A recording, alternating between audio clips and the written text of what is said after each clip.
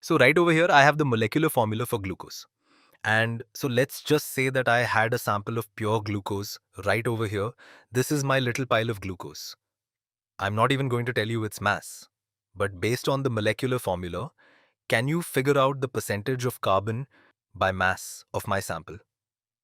Pause this video and think about it. And as a hint, I've given you the average atomic masses of carbon, hydrogen, and oxygen.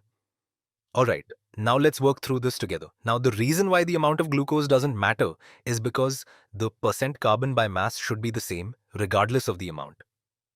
But to help us think this through, we can imagine amount. Let's just assume that this is a mole.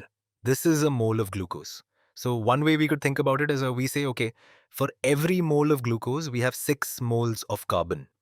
Because every glucose molecule has 6 carbon atoms. So we could say, what is going to be the mass of 6 moles of carbon divided by the mass of 1 mole of glucose? And once again, the reason why it's 6 moles of carbon divided by 1 mole of glucose is because this, if we assume this is a mole of glucose, every molecule of glucose has 6 carbons. So it's going to be 6 times as many carbon atoms, or 6 moles of carbon. Now, what is this going to be? Well, this is going to be equal to, it's going to be in our numerator, we're going to have 6 moles of carbon times the molar mass of carbon. Well, what's that going to be?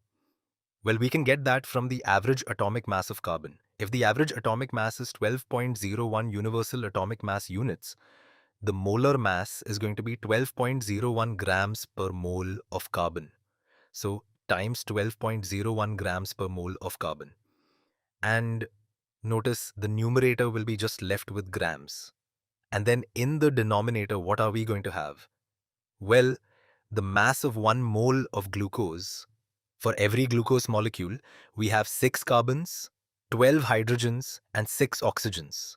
So it's going to be the mass of 6 moles of carbon, 12 moles of hydrogen, and 6 moles of oxygen. So it's going to be what we just had up here. It's going to be 6 moles of carbon times the molar mass of carbon, 12.01 grams per mole of carbon.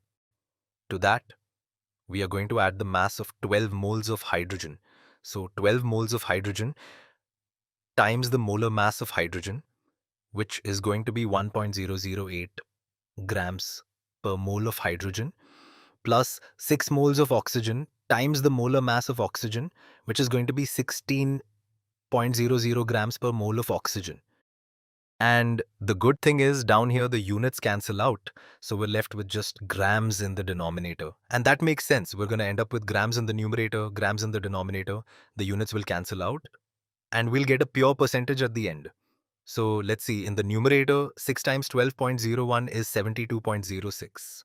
And then in the denominator, I'm just going to do the pure calculation first, and then I'm going to worry about significant figures. So in the denominator, we have 72.06 plus, let's see, 12 times 1.008 is 12.096. And then we have plus 6 times 16 is 96.00. And this will be equal to 72. If we're just thinking about the pure calculation, before we think about significant figures, 72.06 divided by, let's see, if I add 72 to 12, I get 84 plus 96, I get 180.156. Did I do that right? If I were just to add up everything, not even think about significant figures. So we can type this into a calculator, but we should remind ourselves that our final answer should have no more than 4 significant figures. Because even down here, if we were just doing this blue calculation here, that should only have 4 significant figures. It would have gotten us to the 100th place. We should get no more than the 100th place.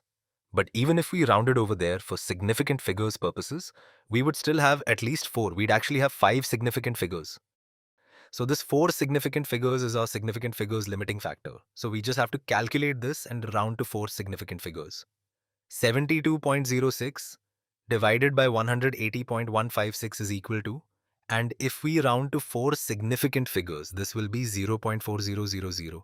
So this will be, I'll say, approximately equal to 0.4000. Or we could say 40% or 40.00% carbon by mass when we round to 4 significant figures, and we are done.